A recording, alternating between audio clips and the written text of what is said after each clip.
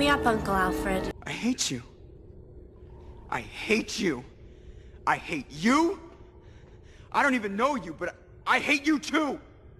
And I especially hate you. Don't mind the wind. It's a little windy outside and it's going to storm, so if it's coming through on camera, just ignore it. So, Warner Brothers recently has drawn a lot of excitement because it has basically been confirmed that Ben Affleck will be returning to the DCEU as its Bruce Wayne and Batman, as Jason Momoa shared a picture on Instagram of him and Ben Affleck on the Aquaman 2 set, meaning that Ben Affleck is going to make a cameo, I would assume as Bruce Wayne, not necessarily Batman, at the end of the new Aquaman movie to kind of set something up, and there's still also rumors that Henry Cavill might be reprising his role at some point in Superman, and the DCEU is going to continue on with those main people other than Ezra Miller. After the Flash movie hits theaters, he'll be done with that. I think that was made clear, but for now, we know that Ben Affleck is not done playing Batman. He'll show up first in Aquaman and then The Flash and then continue from there. And DC seems to have this new path with their universe that they want to go down. And you know, again, even though they flubbed it before, we'll see how they do on the rebound. Who knows here? But one thing they've done recently was kind of surprise a lot of people, as I think it was sometime last year they had announced that they were beginning work on a Batgirl movie with the, I think it was Miss Marvel directors, the guys who directed that MCU show. They were actually doing this dark, gritty version of Batgirl. We were finally going to see Barbara Gordon, not on the big screen, it was more for an HBO Max release, like straight to HBO Max, but nonetheless, we were getting a high-budget Batgirl movie, and it would have been the first live-action adaptation of a character in a movie since Batman and Robin, when Alicia Silverstone unceremoniously just pretty much killed the character off, like Chris O'Donnell did with Robin. And I was actually really like excited for this, because I had been wanting to see how they would approach a Batgirl movie if they were to go about it. Now, there was going to be some confusing things in there, like how J.K. Simmons, the DCEU's Commissioner Gordon, is the Commissioner Gordon in that movie. The confusion lies because, well, Barbara Gordon was played by Leslie Grace, who is, you know, person of color, and J.K. Simmons is a white dude, but, you know, there's mixed relationships all the time, and, you know, you can kind of, I guess, just say it's that. You know, that wasn't the the most confusing thing from this series. It's that the Batman in that universe was going to be Michael Keaton's Batman, and it's just, because it's supposed to take place in the DCEU, which is leaving you confused because you're like, well, J.K. Simmons is Ben Affleck's Batman's Commissioner Gordon in the DC Extended Universe, so why is he showing up here if Michael Keaton's Batman is the main Batman in this movie? Like, he was there, he was supposed to do action scenes, it was supposed to be big, and it was supposed to come out this December on HBO Max for all of us to see. It was going to be Michael Keaton's big return to the character right before the Flash movie was to come out. Well, actually, we were supposed to see him in Flash first this November, and then see him in Batgirl in December, but then DC kept pushing their movies back. Flash is now, I think, June of next year, and Batgirl was supposed to be sometime in 2023. I think the main holdup there was, do we want to put this on HBO Max or do we want to put this in theaters? And after the whole Ezra Miller and Flash fiasco, they started thinking to themselves, maybe we can release this in theaters now, because, you know, if the Flash tanks because of whatever went on with Ezra Miller, and maybe even Aquaman 2 with Amber Heard, even though they're cutting Amber Heard out of Aquaman 2 completely, you can't really cut Ezra Miller out of the Flash, he's the main character, but with the character that Amber Heard was playing, cutting her character out completely, so I think, you know, more people will go see that than The Flash. They probably just thought to themselves, why don't we have a rebound plan and release Batgirl in theaters? And for a while it was going well. They finished filming. This was also supposed to be Brendan Fraser's return to live-action big screen, as he was supposed to play the bad guy in this movie. And a couple of days ago, as of making this video, Warner Brothers announced that they are just completely scrapping the movie altogether. This isn't going to happen. It was basically in the final editing process to get ready to go for next year, and Warner Brothers just said, nope, we're trying to save $90 million, we're not doing this. And getting a movie canceled is nothing unusual. It either gets canceled before it gets off the ground or in the middle of production. But rarely do we ever see a movie that gets entirely scrapped when it's like done. It was 90% of the way done and it was 100% of the way done filming. Like, we don't usually see that. Like I said, it's usually around the script writing process. If they can't agree to it, then they'll be like, alright, this isn't going to work. Or in one case, you'll get a new director who changes the direction of it. And sometimes it happens during production where maybe you just can't find time to do it. Maybe,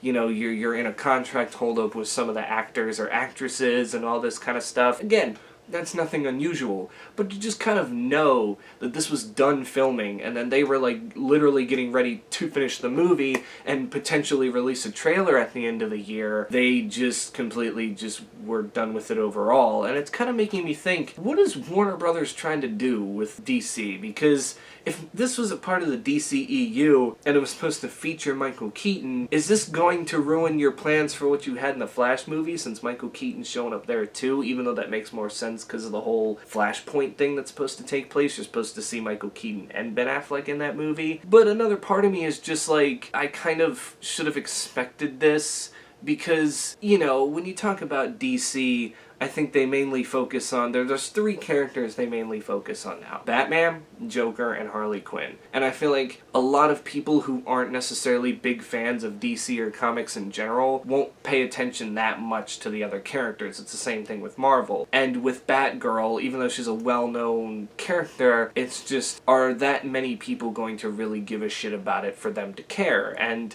after they did a test screening, it was like the first test screening, and most of the time, the first test screenings, there's going to be some critique and all this kind of stuff, and that's when you go back and fix it, have another test screening, and hopefully there's improvement from then on out. Well, the first test screening didn't do too well, and Warner Brothers thought, well, this is going to be a flop, we might as well just scrap it while we're here, save $90 million, and just let the upcoming DC movies like the sequel to this, or what's coming out in the world of the DCEU, to, you know, just keep this going for us, as opposed to this, a movie we're not even sure how it's going to do, even though you're not sure how The Flash is going to do, because again of the whole Ezra Miller thing. And heck, if Sony can release Morbius knowing that it was probably going to be a shit show twice in theaters, you could have released this thing, and if you weren't that confident about it, you could have just put it on HBO Max. I mean, then that would have just gave people the opportunity to watch it, and if they liked it, okay, they're gonna go back to it. If they don't, well then they don't have to fucking watch it again, because on HBO Max, you can choose what you want to watch and what you don't want to watch. It's not that hard. Plus, Warner Brothers said they're kind of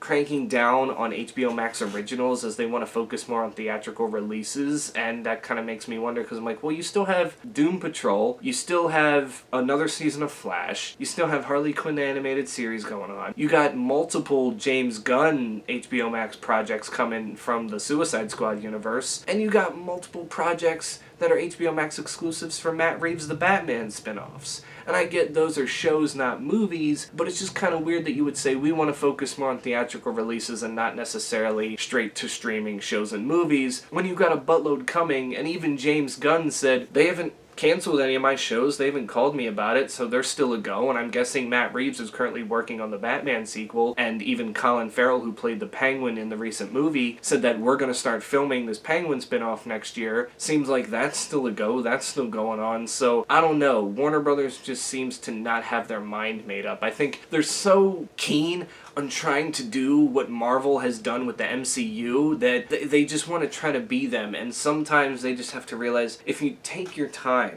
and try to be your own universe without trying to copy the success of another, then you might have something here. Because what the MCU did, sure, it didn't have competition, but it had its main start that it wanted to start with, that character, and then it built upon that, and then they took characters that nobody knew a damn about or barely a damn about, threw them out there, and had become some of the most popular comic book movies ever.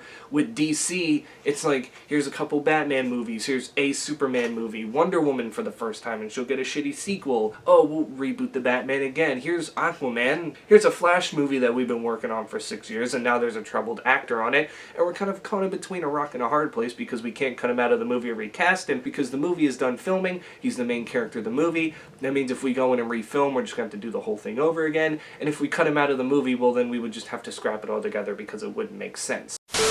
They've put themselves in this hole that they can't seem to get out of. I think the way they handled the Amber Heard Ezra Miller situations, because people are like, well, they're cutting Amber Heard out of the Aquaman movie and they're completely canceling this Batgirl movie, but yet The Flash is still in theaters. Again, it's different where, like I said, Amber Heard's not a main character in the movie. I mean, she is, but she is not the title character, whereas Ezra Miller's the title character, and they've already said after this movie, he's gone, he's fired, they'll find somebody else to play the character. So at least they're acknowledging to people that, look, this is done, this is going out there, we're not pushing it back again, we're not canceling it, it's coming out. But once it's done, he will not be back. And I just think the way they've handled other situations too, I mean, there's the whole Johnny Depp thing when they canned him from Fantastic Beasts pretty prematurely, you know, all this kind of stuff. It just seems like Warner's so with trying to start their own universe and be better than the MCU that even though they're not pumping out a bunch of shit like Marvel is, and I think that's the reason that Marvel movies for me have not necessarily declined into being bad, just maybe less enjoyable than they were before, is because they're more for quantity over quality. And one thing you can say that DC has over the MCU is that DC's effects are way better in their movies, at least recently. Like, you can watch, like, say, Man of Steel, which came out 9 years ago, compare it to Avengers, which came out 10 years ago, and Man of Steel's CGI holds up a lot better than the Avengers CGI. Like, I don't know, that's the one thing DC gets right, but it's because they're not pumping out 10 to 15 movies every single year and having 3 or 4 or 5 shows every single year at the same time. You know, at least DC's doing something different from that, where they're not trying to pump everything out, but they tried to rush their universe because they wanted to compete with the MCU. They saw how it was working, so they're like, well, we'll get Wonder Woman, Superman, and Batman out of the way, do the Justice League, and continue from there, not realizing that, you know, the Justice League is what everyone's waiting for, so maybe if you take your time and lead up to that, then you could really have something there. But instead, they just kept on rushing this, and now we got people questioning what they're even doing, and a lot of people are speculating that the Blue Beetle movie could be next, as I believe the Gotham Knights series that was supposed to be out in 2023 has also been canned, and that was one I was pretty intrigued to see. They might just be sticking with the major characters we've seen in the universe so far, and might have other plans to do other things with it. But for now, that's what we got, and the Batgirl movie is gone. And again, I'm sad for it, because I really wanted to see how it turned out, because I just felt like it was going to be one of those movies where people weren't going to go in with a very high expectation, and they were going to leave being like, you know, that was pretty cool. Like, I didn't think it was going to be the best movie in the world, or I wasn't hoping for it to be like the best comic book movie in the world, but I was hoping it'd be one of those movies where people would look at it in a negative way and then go see it and then be like, man, I was wrong. I was wrong, but now we'll never know, and I don't think Warner Brothers has a plan of ever releasing this thing ever, but it's there, it's in the vault, it's just not going to be seen by anybody except for maybe the people who've seen the test screenings, and that's kind of a sad thing to think. That's all I have to say on the situation. I'd really be interested to hear what you have to say in the comments below. Until then, stay safe out there, wear your mask, get vaccinated, and I will catch you all in the next one.